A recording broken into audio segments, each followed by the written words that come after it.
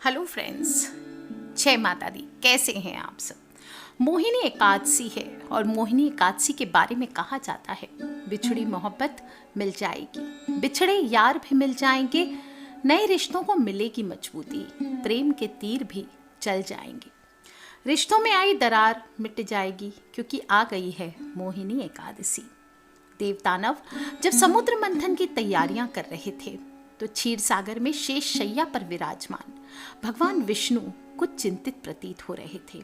उनकी चिंता जानकर देवी योग माया ने पूछा कि भगवान, आप भला कैसे चिंतित हो सकते हैं, आप तो पालनहार हैं, आखिर इस तरह की परेशानी का रहस्य क्या है। तब भगवान विष्णु कहते हैं, देवी, मैं भविष्य की चिंता और देवताओं की चिंता से व्यथित हूँ। यदि समुद्र मंथन से अमृत निकलता है तो राक्षस मायावी विद्या से या बाहुबल से उसे देवताओं से छीन लेंगे, तो इस सागर मंथन का औचित्य ही क्या रह जाएगा। तब देवी योगमाया कहती है, प्रभु, आप तो भविष्य जानते हैं, अंतर्यामी हैं, आपके रहते देवताओं का अहित कैसे हो सकता है। और रही छलबल की बात, तो आप जैसे त्रिलोकी को कौन हरा सकता है। भगवान विष्णु ने देवी से कहा कि बात केवल इतनी नहीं है, मुझे आकर्षण शक्ति के साथ साथ नारी सौंदर्य और चातुर्य भी प्रदर्शित करना पड़ सकता है, इसी कारण उपाय सोच रहा हूँ। तब देवी ने विष्णु भगवान की इच्छा जानकर कहा, प्रभु, मैं आपके हृदय में महामोहिनी के रूप में स्वयं विराजमान हो जाती हूँ, इससे समाधान हो जाएगा। और यह कहकर देवी योग माया मोहिनी के रूप में प्रकट हुई और देवी का रूप सौंदर्य अद्भुत था, उनके जैसे सुंदर त्रिलोकी में कोई नहीं, और प्रकट हो वे विष्णु भगवान में समा गई। इसके कुछ समय बाद जब सागर मंथन से अमृत निकला और उसे राक्षसों ने छीन लिया, तो भगवान विष्णु ने योग माया के मोहिनी स्वरूप को ही धारण किया, जिस कारण उनको विश्व मोहिनी कहा गया। जिस दिन पहली बार ये देवी उत्पन्न हुई उस दिन भगवान विष्णु जी के प्रिय एकादशी तिथि थी, इसी कारण इस दिन का नाम मोहिनी एकादशी पड़ गया। इस दिन मोहन, आकर्षण, प्रेम सम्मोहन जैसी शक्तियां प्राप्त होती है। साथ ही सच्चा भक्त मोह से मुक्त इसी दिन होता है और इस दिन व्रत और पूजा का भी बड़ा बड़ा महत्व आता है। विष्णु पुराण के अनुसार बैसाख माह के शुक्ल पक्ष की एकादशी के दिन चूंकि सारा घटनाक्रम हुआ, इसलिए मोहिनी एकादशी कहते हैं और मनुष्य के द्वारा पूर्व में किए गए सभी पाप नष्ट हो जाते हैं इस दिन अगर धर्म कर्म किए जाए। इस दिन विष्णु भगवान का कलश स्थापित कर उसे चुनरी उड़ा सकते हैं, कलश को ही भगवान का रूप मान करके या कृष्ण भगवान के मोहिनी रूप की पूजा कर सकते हैं। इस दिन विशेष रूप से केले, मखाने, जो कमलगट्टे के मखाने होते हैं, उसका भोग लगाया जाता है और केले अर्पित करके भगवान विष्णु पर केले अर्पित करके दान किया जाता है। इस दिन अंगूर बहुत आते हैं, अभी के सीज़न में पूरे मीठे मीठे अंगूर आते हैं और मोहिनी रस की देवी थी, तो इस दिन आप मोहन पर या विष्णु भगवान पर अंगूर का भोग लगा करके अपने प्रियतम को भी खिला सकते हैं या जिसे मोहना चाहते हैं उसे खिला सकते हैं। इस बार यह व्रत 3 मई यानी शनिवार को पड़ रहा है और जो भी वैष्णव है वो 4 मई को करेंगे। 3 मई को प्रातः 9:09 से प्रारंभ होगी और 4 मई को सुबह 6:12 पर पूर्ण होगी। एकादशी का व्रत दशमी तिथि से यानी 2 मई को सूर्यास्त से शुरू हो जाता है। उसके बाद आपको भोजन नहीं करना चाहिए, करते भी हैं तो सात्विक भोजन करें, ब्रह्मचर्य का पालन करें और एकादशी की तिथि के दिन भी नित्य कर्मों से निवृत्त होकर के सुबह सुबह जल्दी उठें, स्नान करें, अपने घर के मुख्य द्वार को साफ करके, पूजा स्थल को साफ करके हल्दी के जल का छिड़काव करें, हल्के रंग के वस्त्र पहने और पूरा दिन मन में ओम नमो भगवते वासुदेवाय इस मंत्र का ध्यान करें और किसी के प्रति इस दिन मन में कोई कलेश, क्रोध, असत्य वचन ना कहें, किसी की बुराई ना करें, नहीं तो व्रत का फल नहीं मिलता है। निर्मल मन से मोहिनी एकादशी का व्रत करें, इससे भगवान विष्णु मनुष्य के सभी दुखों को दूर करते हैं और मोक्ष प्राप्ति होती है, साधक निरोगी बनता है। व्रत करते हैं उस दिन दिन भर ओम नमो भगवते वासुदेवाय करेंगे, ज़रूरतमंदों को यथाशक्ति दान दे, भूखे व्यक्तियों को भोजन कराएं और इससे जाने अनजाने हुए सभी प्रकार के पाप नष्ट होते हैं। आपको बता दूं, पूजन जो लोग भी करना चाहते हैं वो इस दिन भगवान विष्णु को पीले फूल, पंचामृत, तुलसी दल आदि अर्पित करके, केला आपको बताया, मखाने बताए, वो अर्पित करें और भगवान मोहिनी रूप का ध्यान करें, उनके मंत्रों का जप करें। पूर्ण रूप से उपवास करें, नहीं तो कम से कम इस दिन चावल आदि, जौ आदि ना खाएं।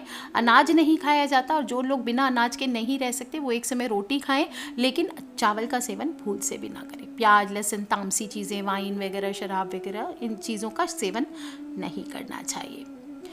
कुछ देर भगवान विष्णु के सामने ज़रूर बैठे, पूजा करें, बहुत अच्छी बात, धूप दीप, नहीं तो कम से कम उनके सामने बैठ करके ओम नमो भगवते वासुदेवाय का जप ज़रूर करें। और आपको एक छोटा सा उपाय बताऊंगी लौंग का। 5 गुलाब का फूल, 5 लौंग और 5 तरह की मिठाई आप ले सकते हैं। सुगंधित अगरबत्ती जला लीजिए, एक सरसों के तेल का दिया जला लीजिए। जहाँ शांतिपूर्ण जगह हो घर में वहाँ पर इस उपाय को करें और सरसों के तेल का दिया जला करके आप भगवान विष्णु के फोटो को चुनरी उड़ा करके ये काम कर सकते हैं। मूर्ति है तो उस पर चुनरी उड़ा दें, मतलब मोहिनी रूप आपको करना है। या फिर कलश को उड़ा करके आपको बोलना है, तेल तेल महा तेल, देखूं रे मोहिनी तेरा खेल। लौंग लौंगा लौंग, एक लौंग मेरी आती पाती, लौंग दूजी दिखाए छाती। रूठी को मना कर लाए, बैठी को उठा कर लाए, सोती को जगा कर लाए, चलती फिरती को लिवा लाए, जोगिन आकाश की सिद्ध पताला की। अमुक जिसे वश में करना हो उसका नाम बोलिए, को लागी लगा रे मोहिनी तुझको भैरव जी की आन।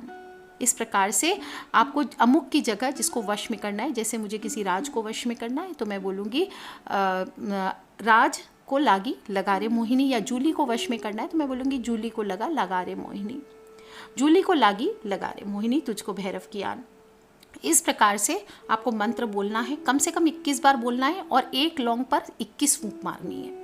ये प्रयोग आपको करना है और फिर लौंग को अपने पास संभाल करके रख लीजिए और प्रसाद और फूल आदि को किसी बहते हुए जल में प्रवाहित कर दें।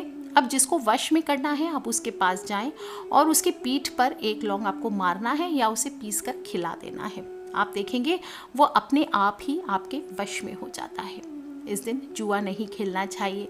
जुआ खेलने वाला इस दिन उसको जीवन भर धन का अभाव रहता है। पान नहीं खाना चाहिए, इससे मन में रजोगुण बढ़ती है, प्रवृत्ति बढ़ती है रजोगुण की। दूसरों की बुराई से बचे। एकादशी के दिन चोरी, हिंसा ये जैसे गलत कार्य भी नहीं करना चाहिए और ब्रह्मचर्य का पालन विशेष रूप से ज़रूर करना चाहिए। एकादशी पर स्त्री संग करना वर्जित बताया गया है, इससे मन में विकार उत्पन्न होते हैं और ध्यान भगवान की भक्ति में नहीं लगता, इसलिए स्त्री संग ना करें। दोस्तों, मोहिनी एकादशी को करने से व्रती की चिंताएं और मोह माया का प्रभाव जीवन में कम होता है। मोहिनी एकादशी के व्रत को ईश्वर की कृपा का अनुभव होने लगता है और पाप प्रभाव कम हो जाता है, मन शुद्ध होता है। मोहिनी एकादशी के व्रती हर तरह की दुर्घटनाओं से भी सुरक्षित रहते हैं और व्रती को गोदान के बराबर पुण्य का फल मिलता है। आगे मैं कथा कह देती हूँ, जो भी सुनना चाहते हैं बड़े ध्यान से सुनिए। बोलिए श्री विष्णु भगवान की जय, कृष्णचंद्र भगवान की जय। वैशाख माह के शुक्ल पक्ष की मोहिनी नामक एकादशी के व्रत की महिमा सूर्य पुराण में वर्णित है। महाराज युधिष्ठिर ने श्री कृष्ण से कहा, हे जनार्दन, वैशाख महीने की शुक्ल पक्ष की एकादशी का नाम एवं उसका महात्म्य विस्तार से वर्णन कीजिए। भगवान कहते हैं, हे धर्मपुत्र, सबसे पहले तो त्रेता युग में वशिष्ठ ऋषि ने यो अयोध्यापति भगवान श्री रामचंद्र जी को जो कुछ कहा था उसे ध्यान से सुनो। घटना कुछ इस प्रकार से है कि भगवान श्री रामचंद्र जी ने श्री वशिष्ठ मुनि जी से कहा, हे ऋषिवर, मैं जनक नंदिनी सीता के विरह में बहुत दुख पा रहा हूँ। आप कृपा करके मुझे ऐसे किसी व्रत के बारे में बताइए जिसके पालन करने से मेरे ही नहीं अपितु समस्त प्राणियों के पाप और दुख समाप्त हो जाए। श्री रामचंद्र जी की प्रार्थना सुनकर वशिष्ठ जी कहते हैं, आपकी बुद्धि अति शुद्ध और गुरुजनों के प्रति श्रद्धा युक्त है। आप में अति उत्तम प्रश्न किया है। आपका पावन एवं मंगलमय नाम का जप कीर्तन करने व आपका स्मरण करने पर मानव संसार बंधन से मुक्त होकर समस्त प्रकार के मंगल एवं कल्याण को प्राप्त करते हैं। फिर भी आपको रुचिकर तथा जगतवासियों का हित करने वाली एक उत्तम व्रत की कथा कहता हूँ, ध्यान से सुने। हे राम, वैशाख माह के शुक्ल पक्ष की मोहिनी एकादशी समस्त व्रतों में श्रेष्ठ है। इस व्रत के पालन करने से मानव के समस्त प्रकार के पाप, दुख एवं समस्त प्रकार का मोह जाल समाप्त हो जाता है। मैं आपको इसकी पुण्यदायिनी कथा सुनाता हूँ। हे राम, आप सर्वशक्तिमान तथा सर्वज्ञ हैं। आपका प्रत्येक कार्य अपने भक्तों को तथा संसार में भटके जीवों को रास्ता दिखाने के लिए होता है, और मुझे ऐसा प्रतीत होता है कि जगत के जीवों को अवश्य ही एकादशी का व्रत करना चाहिए। इसलिए आप मुझसे ये महिमा सुनना चाहते हैं।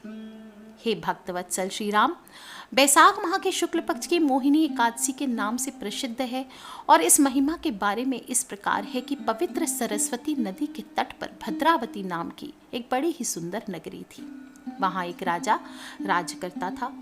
बड़ा ही धैर्यवान, सत्य प्रतिज्ञ, चंद्रवंशीय राजा था, और उसी नगर में एक बड़ा ही धनवान, धर्मात्मा और विष्णु भक्त एक वैश्य रहता था, जिसका नाम धनपाल था। इस धनपाल वैश्य ने लोगों के हित के लिए जल का प्याऊ, कुआं, सरोवर, फलों के बगीचे, फलों के बाग, सुंदर और चौड़े रास्ते, निःशुल्क चिकित्सालय, विद्यालय, सस्ता और बिना लाभ के सामान बेचने वाली दुकानें, विष्णु मंदिर आदि का निर्माण करके अपनी संपत्ति का सदुपयोग किया और अपने जन्म एवं नाम को सार्थक बनाया। परहित परायण व शांत स्वभाव वाले इस विष्णु भक्त धर्मात्मा धनपाल नामक वैश्य के समान धुतिमान, मेधावी, सुकृति और धृष्ट बुद्धि नाम के 5 पुत्र थे।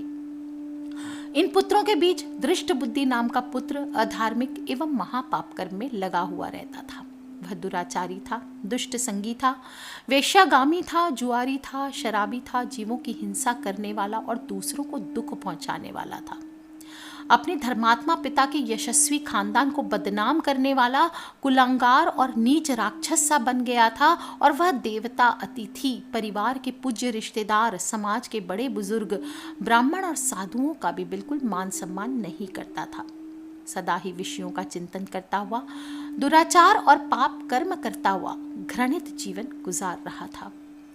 इन समस्त पाप कर्मों में वह अपने पिता का धन पानी की तरह बहा रहा था, और धीरे धीरे उसकी यह स्थिति हो गई कि अभक्षय भोजन अर्थात मांस भोजन एवं मदिरा पान कर ज्यादातर समय बेहोश सा पड़ा रहता था। एक दिन धनपाल वैश्य ने अपने इस दुष्ट पुत्र को नगर के चौराहे पर वेश्या के गले में गलबाहियां डाले हुए देख लिया। बीच चौराहे में नशे में धुत और वेश्या के गले से लिपटे अपने पुत्र को देखकर वह वैश्य बड़ा दुखी हुआ, और घर आने पर उसने अपने उस बेशर्म कपूत को घर से बाहर निकाल दिया। फलस्वरूप दृष्ट बुद्धि माता पिता के स्नेह, भाइयों के प्यार तथा स्वजनों एवं बांधवों रिश्तेदारों के मान सम्मान से वंचित हो गया। उसका जाति एवं समाज से बहिष्कार कर दिया गया। सभ्य समाज में घृणा का पात्र बन गया, और धृष्ट बुद्धि अपने पिता के घर से निकलकर कुछ दिन तक तो अपनी जेब के पैसे खर्च करके वस्त्र अलंकार आदि को बेच बेच करके अपनी पाप इच्छाओं और कुकर्मों की पूर्ति करता रहा।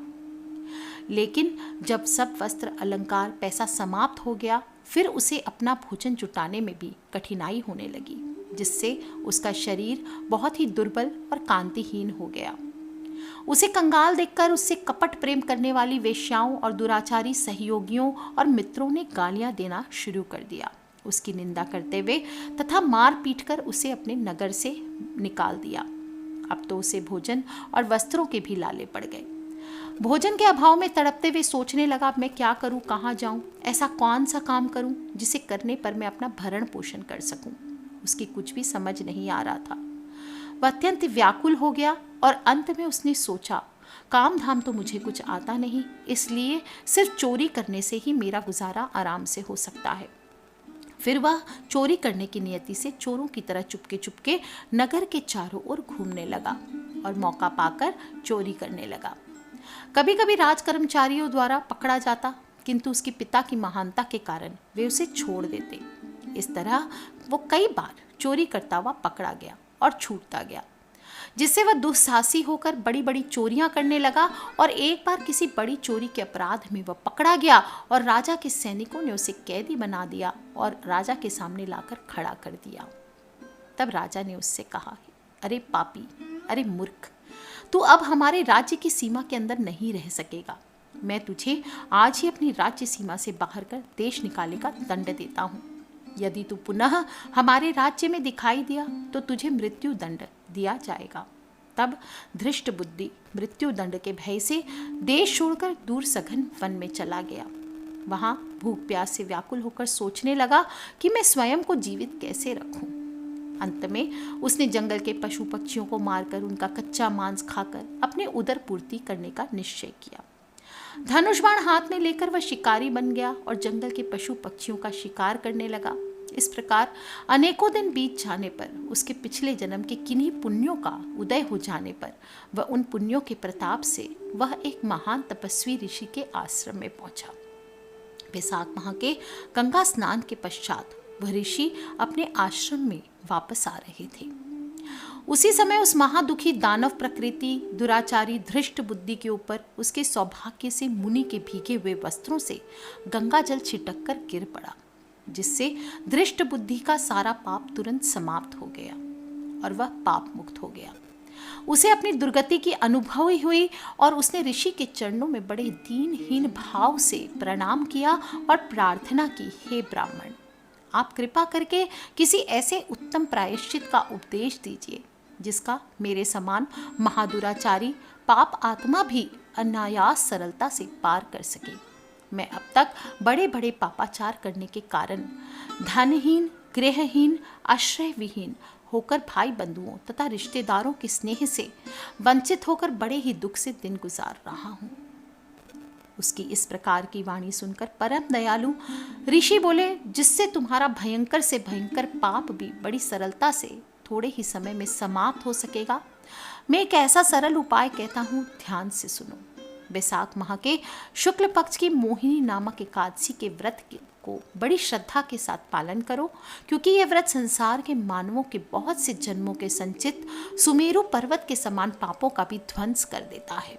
इससे तुम्हारे सारे पापों का नाश हो जाएगा और बहुत से सुखों की प्राप्ति होगी। ऋषि की इस बात को सुनकर धृष्ट बुद्धि ने मोहिनी एकादशी का व्रत बड़ी श्रद्धा के साथ पालन किया और इस व्रत के पालन करने से वह सभी पापों से मुक्त होकर दिव्य शरीर धारण करते हुए गरुड़ जी की पीठ पर बैठकर सर्वदेव वंदनीय समस्त दुख रहित आनंदमय और सच्चिदानंद भगवान विष्णु के निर्गुण देश वैकुंठ में चला गया। व्रत की महिमा कहते हुए वशिष्ठ जी कहते हैं, हे रामचंद्र जी, यह व्रत अज्ञान के गहरे अंधकार से उत्पन्न होने वाली जितनी भी मोह या महामोह है उन सभी को नष्ट कर देता है।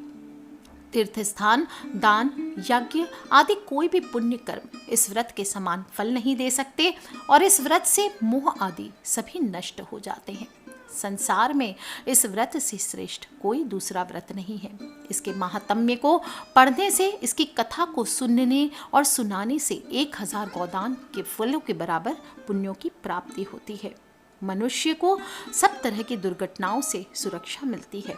इसलिए कथा यहीं संपूर्ण होती है। आप भी अपने परिवार वालों से इस कथा को ज़रूर सुनाएं। आज के लिए इतना ही। आप सभी को एकादशी की हार्दिक शुभकामनाएं। बोलिए भगवान विष्णु की जय, दुर्गे माँ की जय, अम्बे मात की जय, बम बम भोलेनाथ की जय।